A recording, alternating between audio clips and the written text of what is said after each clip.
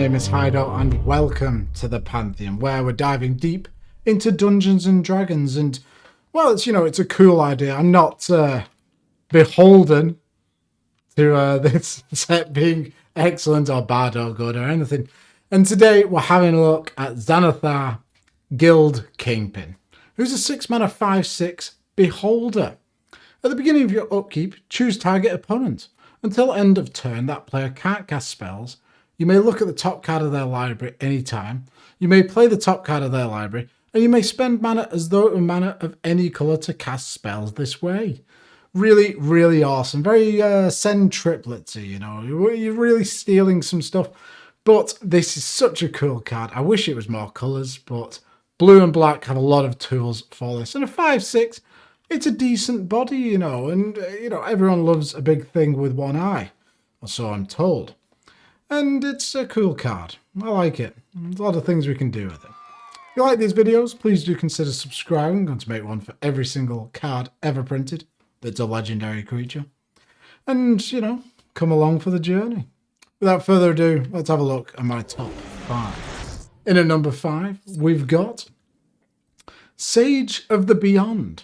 7 mana for a 5/5 flying spirit giant. Spells you cast from anywhere other than your hand cost 2 less to cast. And you can foretell it for 5 mana, which means you set it aside face down for 2 mana, and then you can pay it for its foretell cost later in the game. Now, this is excellent because we're going to be wanting to cast a lot of things from our opponent's library, and, that is somewhere other than our hand. So we can get absolutely tons of value, and this whole section is about reducing the cost of our spells from the top of the library, and just in general. Seal of the Guild Pact is a 5-mana artifact, and when it enters the battlefield, choose 2 colours. Now this is cool because you could choose blue and black, or depending on what your opponents are playing, you could choose their colours. Say you're playing against a Boros guy, you could choose a red and a white, and each spell you cast that costs 1 less to cast for each of the chosen colours it is. So that works absolutely wonderfully with our commander and its ability. Then we've got Cloud Key, 3 mana for an artifact. As it enters the battlefield, choose artifact, creature, enchantment, instant, or sorcery. Spells you cast of the chosen type cost 1 less to cast. So this really comes into play if you're playing against a certain deck. I've got friends, they play a very specific deck, and so they're always going to have a lot of instant sorceries. You can name that, and all of their cards are going to be cheaper, as long as your own, as well as your own. And then Helm of Awakening, 2 mana for an artifact. All spells cost 1 generic mana less to play. Yes, this does affect our opponents, but we're going to be hopefully taking the most advantage of it. And it's just absolutely wonderful, isn't it? Getting free stuff. Who doesn't enjoy that? Then, moving on to number 4, we've got Mind's Dilation, and a couple of ways to steal things from your opponent's deck, library, or hand in different ways. And Mind's Dilation is a wonderful card. 7 mana for an enchantment. Whenever an opponent casts his or her first spell each turn, that player exiles the top card of his or her library. If it's an online card, you may cast it without paying its mana cost. Now, this can just give you absolutely tons of value. You can see what is on top of an opponent's library. Maybe there's a couple of ways coming up where you can do that. And then when they cast spells, you're just going to be getting tons and tons of value. Then we've got Gonti, Lord of Luxury, another sort of top deck matters card. 4 mana for a 2/3 with Death Touch. It's an Aetherborn Rogue. And when it enters the battlefield, look at the top 4 cards of target opponent's library. Exile one of them face down and the rest on the bottom of your library in a random order. You may lock it and cast the card for as long as it remains exiled. You may spend mana as though it were mana of any colour. So a mini version of our commander, we get to just take 1, but this can be absolutely fantastic. Having like a force of will held up with this is just wonderful. I do love stealing people's cards, not things. Other things are... Anyway, Cunning Rhetoric is a 3 mana enchantment. Whenever an opponent attacks you or one or more planeswalkers you control, words, exile the top card of that player's library. You may play that card for as long as it remains exiled. You may spend mana as though it were mana of any colour. So this isn't... The problem with this, in my opinion, is the fact that you can't force it, This has the issue that it's an on-attack trigger. But you want to fill your deck with all these sorts of effects and, stealing things in different ways. And at the end of the day, it will stop people from attacking you because they don't want to give you loads of free value. Then we've got Naxar Click.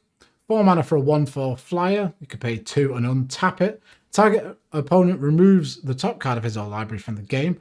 Until end of turn, you may play that card. So this is really good because with our commander, we can play lands, we can cast spells, but if there's a glut of lands in the way, you know, we can't get through it. This is one way that we can exile the top card to hopefully see a different card on top. And we can just get a ton of value even if our commander isn't out on the field with us. You know, we can steal a couple of things. Which brings me on to number 3. And at number 3, we've got Lantern of Insight. Now, one of the interesting things about this commander is you only select one person. So you want to make sure it's the right person. So with Lantern of Insight, which is a 1 mana artifact, each player plays with a top card of his or her library revealed. Then you can tap it and sacrifice it. Target player shuffles his or her library. So that's a really cool ability. You know, we can reset the top of their library. Hopefully we get something better. But with this on the field, even before you cast your commander or, you know, it comes onto the field, we can start picking away at people and, you know, say, all right, okay, that's a good card. And it gives us information for the game going forward. You know, we're going to know that someone has a counter spell, so we can play around things like that. Yes, they're going to know our things, but we're not doing all that good things, really. You know, we're stealing things from our opponents. A couple of ways to do this is Mishra's Bauble. 0 mana for an artifact. Tap, sacrifice it. Look at the top card of target player's library. Draw a card at the beginning of next end step. Next turn's upkeep. So it replaces itself, so a nice little cantrip. And we also get some information, you know, before we make our choice with our commander. Then we've got Moonring Island. It's a land island, and it taps for a blue. But it does come into play tapped. But, you can play blue and tap it. Look at the top card of target player's library. Play this ability only if you control 2 or more blue permanents. So another great way that you can check up on your opponent to see what's going on. Do I want to select this person in our upkeep? Yes, let's. Then we've got Wizened Snitches. 4 mana for a 1/3 flyer. It's a fairy rogue. Players play with the top card of their library revealed. So again, very similar to the thing at the start. You can just check up on what people are doing and make sure that you're going to be taking advantage of it. Oh, I've messed up. It's a Wizened Snitches. Oh, give me a second. Oh no, to hell with it. I'm sorry, I've messed up. I can't show you those cards. Oh well, here, let's have a look at number 2. And at number 2, we got Dimensional Infiltrator. Now, I mentioned earlier about filtering the top of our opponent's library, you know, manipulating it, exiling a couple of things. This is an absolute house. And one of my favorite cards from this set, like, this card has won me many, many games, which it sounds a bit weird, but in Rasputin Dreamweaver, this is phenomenal. 2 mana for an Eldrazi with Devoid. It has flash and flying. You can pay a generic and a colorless. Target opponent exiles the top card of his or her library. If it's a land card, you may return Dimensional Infiltrator to its owner's hand. So this can just clear out the lands that, you know, get in our way when we're sort of casting all of the cards from the top of our opponent's library. But if you make infinite mana somehow, colorless even, you can exile everybody's library. So this is a win condition in and of itself. Really, really cool. Like, when I was thinking about this commander, I did think if we're going to be casting things for, you know, colorless mana, if you make infinite mana, you can cast loads of stuff, but then lands do get in the way, which brought me on to this. But if you're going to be doing that anyway, you may as well just cast this and exile everyone's library point blank. You don't even have to cast everything. So another couple of ways to get things out of the way. Jayapur Orrery, 4 mana for an artifact. Each player may play an additional land on each of his or her turns. At the beginning of each player's upkeep, if that player has no cards in hand, that player draws 3 cards. So a nice little rebuy, you know, getting a ton of card draw, you know, if we manage to run out. But the main thing we want is that additional land drop. That means that from our top of our opponent's library, we can play another land and just keep going, keep churning through the deck. Really, really cool. On a similar vein, but pretty miserable, is Storm Cauldron. 5 mana for an artifact. Each player may play an additional land during each of his or her turns. So again, we can play our opponent's lands from the top of their library or even our own. But then, whenever a land is tapped for mana, return it to its owner's hand. Christ, that's miserable. But it can be very, very powerful. in this deck, you want to be running mana rocks, you know, everything wants to run mana rocks, except for green decks. And if we can sort of take advantage of this bouncing all the lands back to our hand, we can still have all of the mana we need in our mana rocks and then just keep replaying lands whenever we want. Can get a ton of value. Then we've got Architects of Will. 4 mana for a 3/3. It's got cycling for a blue or a black. When it enters the battlefield, look at the top 3 cards of target player's library, put them back in any order. So this doesn't get the problem solved completely, but we can manipulate the top of the deck and make sure that we're going to be casting the best card in our turn. Then we've got Una, Queen of the Fae. 6 mana for a 5/5 flyer. Pay a blue or a black and an X. Choose a colour. Target opponent exiles the top X cards of the library. For each card of the chosen colour exiled this way, create a 1/1 blue or black fairy rogue creature token with flying. Really cool. This can be, again, if we get infinite mana, this is a win condition in and of itself. But this helps us filter through the deck, make sure that we're getting the best things we can. Then we've got Fathom Feeder. Really cool card in this deck. It's a blue and a black for a 1/1 with Devoid and Death Touch and Ingest. And the Ingest is the cool part here. Whenever this creature deals combat damage to a player, that player exiles the top card of his or her library. So this allows us to filter through, oh, they've got a land on top, I can't play another land, I'll just attack with this Death Toucher. If they block it, well, we've killed one of their best creatures more than likely. And then if we don't, well, we ingest it and then hopefully they've got some goodies hidden underneath. Then you can pay 5 mana to draw a card. Each opponent exiles the top card of his or library. So another great way to manipulate the top of the deck. Then, Second Sight. 3 mana for an instant. Choose one. Look at the top 5 cards of target opponent's library. Then put them back in any order. Or look at the top 5 cards of your library. Then put them back in any order. Entwine for a single blue. So 4 mana you can do both.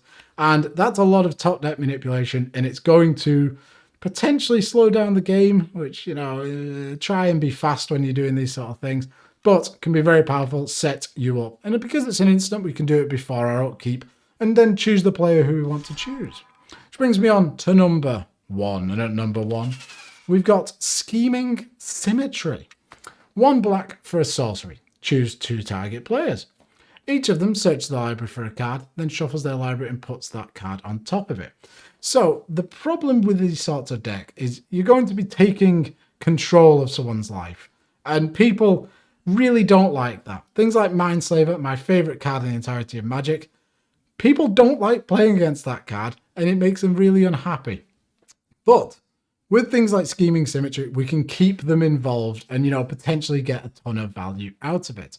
Before, you know, we pick someone and then there's a big problem over here, you know, you got an Ulamog. You say to them, oh, maybe if you search up Swords to Plowshares, I'll deal with it. And meanwhile, while you're doing that, you're searching up for your best card in your deck and putting it on top. These sorts of political sort of shenanigans are really, really quite cool. To go along with this, Tunnel Vision is a more forced version of this. 6 mana for a sorcery, name a card. Target player reveals cards from the top of his or her library until the named card is revealed. If it is, that player puts the rest of the revealed cards into his or her graveyard and puts the named card on top of his or her library. Otherwise, that player shuffles his or her library. So, really, you want to be sort of playing against players that you know. You get to know what's in your sort of friends' decks. And this card, well, John over there, I'll name Sol Ring. I mean, that's not too big of a surprise. Most people do indeed play Sol Ring. But you can name a very specific card, mill down to it, and then you can cast it that turn. Really, really awesome. Then we've got Submerge. 5 mana for an instant. If an opponent controls a forest and you control an island, you may play Submerge without paying its mana cost. Put target creature on top of its owner's library. So potentially for free, we can put something on top and then cast it with our commander. Really, really awesome. And it's such a great, great card in this specific deck. And, you know, people play forests, so I'd imagine you're casting this for free. Then finally, we've got Vargoth, Bloodsky Sire. 3 mana for a 2/3 with Death Touch. And Boast for 2 mana. Target player searches their library for a card, then shuffles their library and puts that card on top. So this comes back to the sort of manipulating and, you know, working with your opponents. You can say to them, hey, I like you. I like your deck. You're really good looking. Do you come here often? Would you like to go out for some food with me? Actually, maybe don't say that. Maybe you do. Everyone's hungry. But you can say to them, right, you get this card, I'll deal with that. I'm spending my mana, all you have to do is help me out here. And you're getting in with a 2/3 death touch. Really, really awesome card. And those are my top 5 picks for this brand new commander. Seems really cool, you know. I think people will get salty playing against this card, but cultivate some salt. Delicious. Thank you very much for watching. If you like this, please do subscribe, and I'll see you soon. Bye.